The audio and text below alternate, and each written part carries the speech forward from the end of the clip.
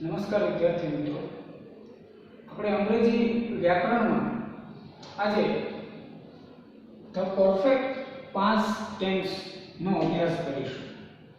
આમ જોઈએ તો ભણવાના કાળની અંદર આ છેલ્લો કાળ છે, કારણ કે પૂર્ણ ભવિષ્યકાળ અને ચાલુ પૂર્ણ કાળો છે એનો વ્યાકરણમાં ઉપયોગ થતો નથી।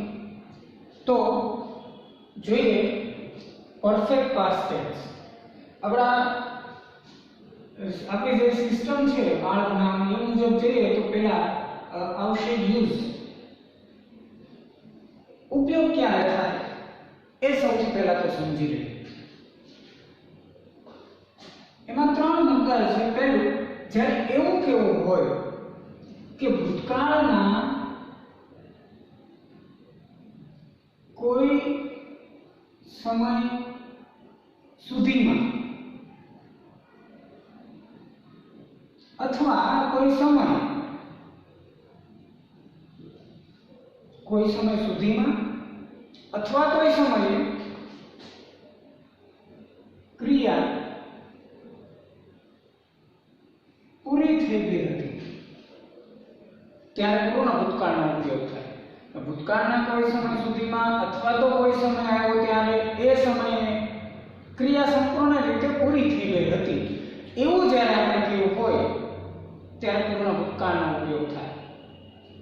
बीजो मुद्दो छे भूतकाळमां कोई क्रिया थई ते पहेला बीजी क्रिया पूरी थई गई हती एवुं केवुं होय त्यारे पण एक बाजु पूर्ण भूतकाळनो उपयोग थाय। આપણે આગળ કાળમાં જોઈ ગયા કોઈ ક્રિયા થઈ કોઈ ઘટના બની એટલે સાદો ભૂતકાળ કહેવાય। તો આ વાક્ય અહીંયા સાદા ભૂતકાળમાં આવશે, પછી વચ્ચે સંયોજક તે પહેલા આવશે અને ત્યાર પછી જે ક્રિયા પૂરી થઈ ગઈ છે એ પૂર્ણ ભૂતકાળની ક્રિયા થશે। અને આવી જ રીતે છેલ્લો મુદ્દો આપણે એમ કહેવું હોય કે ભૂતકાળમાં કોઈ ક્રિયા पूरी થઈ ગઈ હતી ત્યારબાદ અથવા ત્યાર પછી બીજી ક્રિયા થઈ। તો અહીંયા પણ આના જેવું છે, ખાલી સંયોજક બદલી ગયું। પહેલામાં તે પહેલા હતું, આમાં ત્યાર પછી આવ્યું। પણ અહીંયા પણ ક્રિયા થઈ કે ઘટના બની એ સાદો ભૂતકાળ દર્શાવે છે અને ક્રિયા પૂરી થઈ ગઈ હતી એટલે તે અહીંયા પૂર્ણ ભૂતકાળ દર્શાવવામાં આવે છે। तो આપણે મિત્રો ત્રણ રીતે પૂર્ણ ભૂતકાળને યાદ રાખવાનો છે, ત્રણ રીતે સમજવાનું છે। કોઈ ચોક્કસ સમય આપ્યો હોય એ સમય સુધીમાં ક્રિયા પૂરી થઈ ગઈ હતી એમ વાક્ય રજૂ કરવું તો પૂર્ણ ભૂતકાળ બને। ત્યાર પછી આ રીતે હોય એક સાદા ભૂતકાળની ક્રિયા લીધેલી હોય અને એવું રજૂ કરવામાં આવે કે ક્રિયા થઈ એના પહેલા કોઈ ક્રિયા પૂરી થઈ ગઈ હતી તો પૂરી થયેલી ક્રિયા પૂર્ણ ભૂતકાળમાં રજૂ થાય। અને એનું ઊંધું, કોઈ ક્રિયા પૂરી થઈ ગઈ હતી એટલે કે પૂર્ણ ભૂતકાળ રજૂ થઈ ગયો અને પછી એમ કહેવામાં આવે ત્યાર પછી કોઈ ક્રિયા થઈ અને સાદો ભૂતકાળ રજૂ કરવામાં આવે।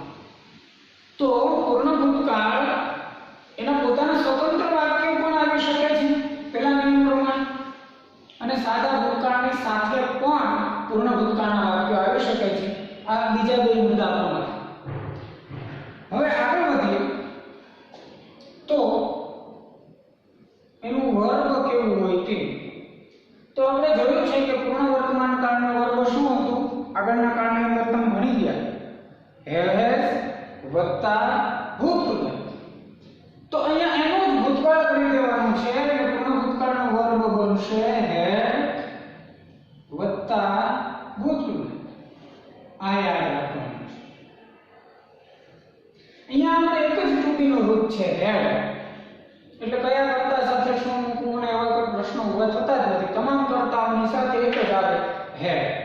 અને ભૂતકૃદંત પૂર્ણ કાળમાં એટલે ભૂતકૃદંતનો રૂપ સાથે વર્ગમાં હોય જ છે। જેમ પૂર્ણ વર્તમાન કાળમાં હેઝની સાથે આવે એમ પૂર્ણ ભૂતકાળમાં હેડની સાથે આવે છે। આ સાથે સાથે આને નકાર પ્રશ્નાર્થ આપણે વાક્યો નથી લેવાના પણ ખાલી નિયમો યાદ રાખી લઈએ તો કે અહીંયા હેડ આપેલું છે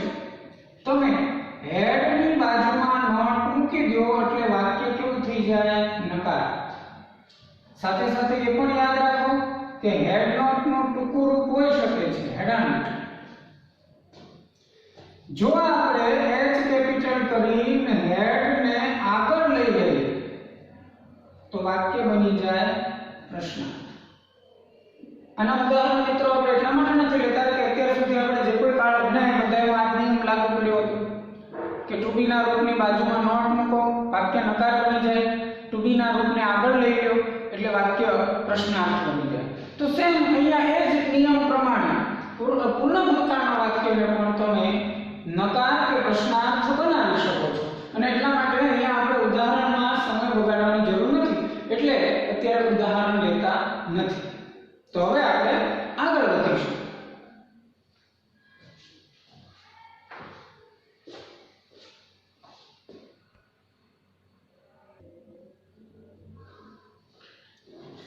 તો મિત્રો આપણે આગળ જોઈએ તો નવો મુદ્દો છે પૂર્ણ ભૂતકાળના વર્ષ.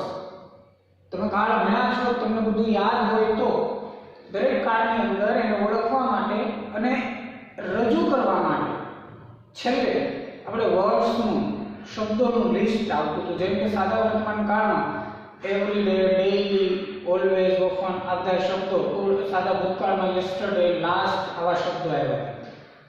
એમ દરેક કાળને રજૂ કરવા માટે કે એની ક્રિયાને ઓળખવા માટે, જ્યારે ખાજગ્યા હોય ત્યારે ઓળખવા માટે અમુક શબ્દોનો ઉપયોગ થયેલો હોય છે વાક્યમાં, એને વર્ડ્સ કહીએ છીએ. પણ મિત્રો અહીંયા વર્ડ્સની અંદર બે ભાગ પડશે. આવું ક્યારે આવ્યું હતું? ચાલુ ભૂતકાળ. એમાં પણ વર્ષમાં બે ભાગ પડ્યા હતા. અહીંયા પણ પૂર્ણ ભૂતકાળમાં પણ વર્ષની અંદર બે ભાગ આવશે. તો પહેલો ભાગ છે એ ચોક્કસ શબ્દોની સાથે પૂર્ણ ભૂતકાળ. અહીંયા તમે ચાલુ ભૂતકાળ જો યાદ કરશો તો તમને ખબર પડશે કે એમાં પણ એવું જ ચોક્કસ શબ્દોની સાથે ચાલુ ભૂતકાળ. એવી જ રીતે સેમ રીતે અહીંયા પણ છે કે પૂર્ણ ભૂતકાળ એવા કયા ચોક્કસ શબ્દો છે એની સાથે આવે. ત્યાં જેમ આપણે એક સૂત્ર હતું એમ અહીંયા પણ એક સૂત્ર આવશે, અને સૂત્ર છે બાય વત્તા સમય વત્તા ભૂતકાળનો સમય. આવા સૂત્ર પ્રમાણે બનેલા કોઈ પણ શબ્દ સમૂહ વાક્યની આગળ હોય કે વાક્યની પાછળ મૂકેલા હોય તો એ પૂર્ણ ભૂતકાળનું વાક્ય બને છે.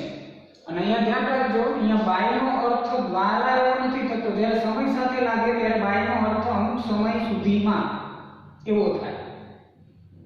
એટલે આપણે એના એક્ઝામ્પલ લઈએ તો આવી રીતે હોઈ શકે, શબ્દ સમૂહ આવી શકે બાય 7 o'clock yesterday.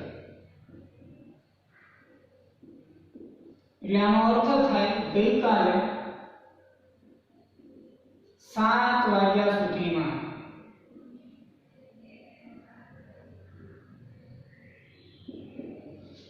પછી એમ આવી શકે બાય ધ મોર્નિંગ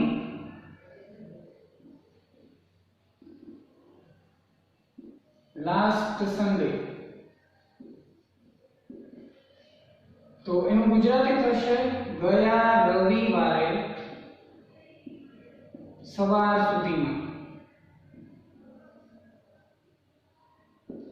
આ રીતે ઘણીવાર આમાં વચ્ચેનો સમય કાઢી નાખેલો હોય અને બાય અને સીધો ભૂતકાળનો સમય આવે તો પણ યાદ રાખો કે પૂર્ણ ભૂતકાળ જ બને છે. દાખલા તરીકે એમ આવ્યું બાય યસ્ટરડે સીધું. તો આ સાદો ભૂતકાળ નથી, ખાલી યસ્ટરડે આવે તો જ સાદો ભૂતકાળ આવે. બાય યસ્ટરડે નો અર્થ થાય ગઈકાલ સુધીમાં. તો આ પણ પૂર્ણ ભૂતકાળ દર્શાવે છે. આ ઉપરાંત મિત્રો એવું પણ ઘણીવાર વાક્યની અંદર આવે કે યસ્ટરડે વાક્યની શરૂઆતમાં આવ્યું, બાય 7 o'clock પાછળ છે ભાઈ. તો અહીંયા કન્ફ્યુઝન થાય. ઘણીવાર આપણે યસ્ટરડે જોઈએ સાદો ભૂતકાળ છે એમ સમજીને ખાલી જગ્યાઓ પૂરી નાખીએ તો ખોટું પડે. એટલે બરાબર વાક્ય જોઈ લેવું. ઘણીવાર આનું ઊંધું હોય, બાય 7 o'clock પહેલા આપી દીધું હોય, યસ્ટરડે લાસ્ટ સન્ડે આવા શબ્દો પાછળ આવ્યા હોય. તો આના ટુકડા બે આવે એક જ વાક્યની અંદર અલગ અલગ જગ્યાએ તો પણ પૂર્ણ ભૂતકાળ બને છે. આપણે યાદ રાખજો. હવે આપણે જોઈએ કે આની ખાલી જગ્યાઓ કેવી રીતે પૂરાય છે?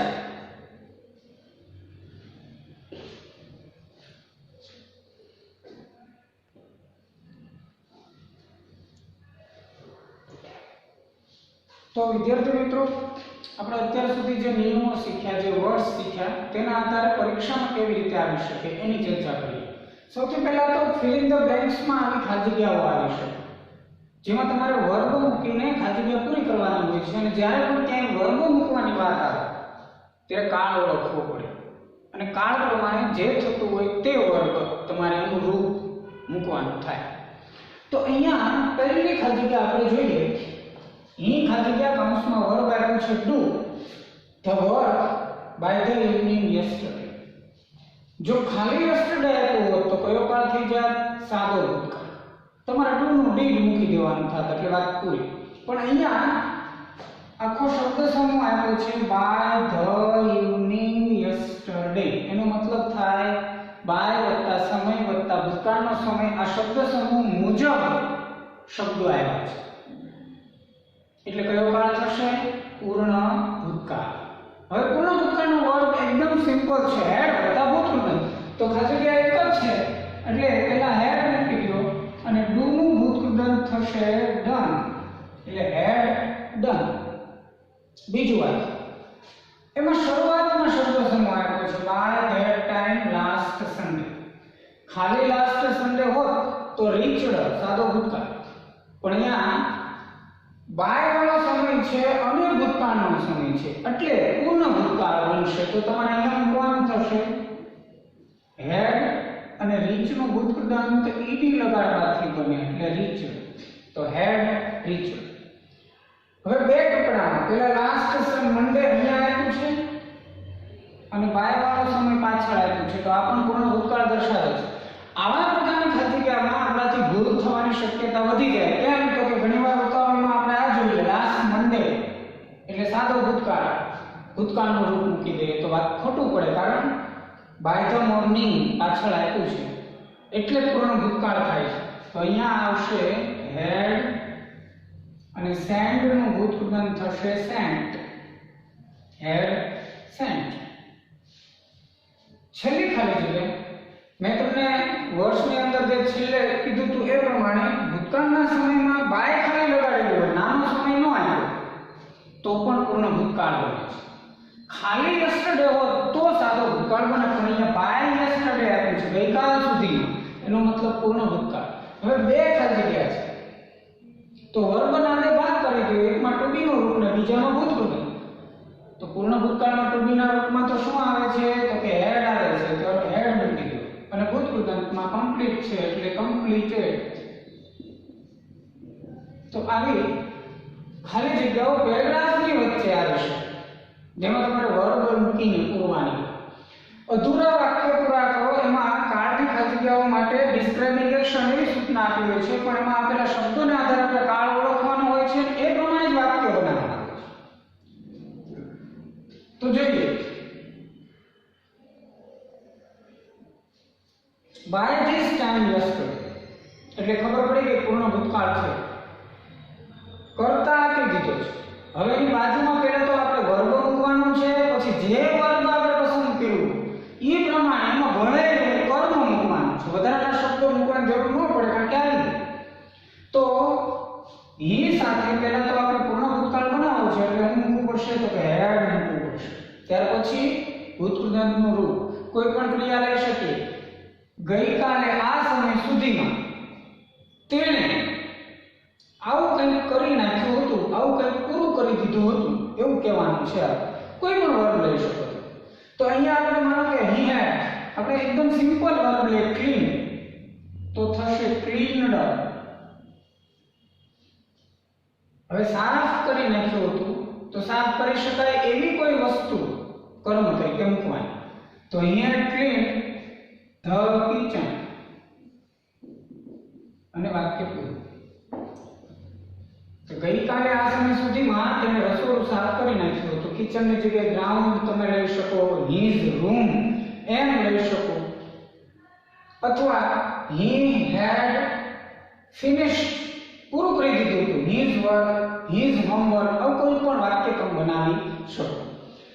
બીજા વાક્યની અંદર આવીએ તો એમાં બાય લાસ્ટ સન્ડે.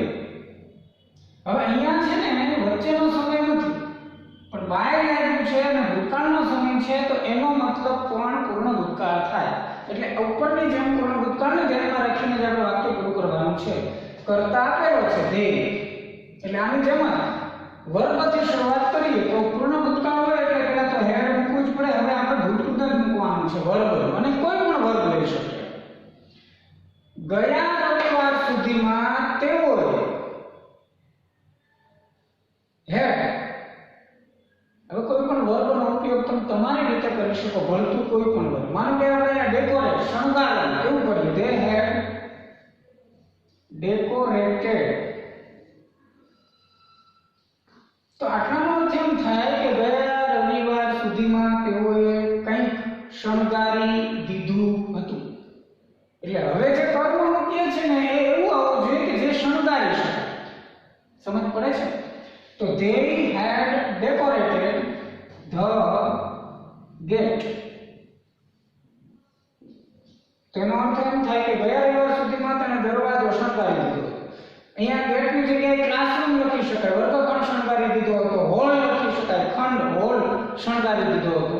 તો આ રીતે એકદમ ઈઝીલી તમે પૂર્ણ ભૂતકાળની ખાલી જગ્યા પૂરી શકો છો અને પૂર્ણ ભૂતકાળના અધૂરા વાક્યો આવે તો એને પણ પૂરા કરી શકો છો.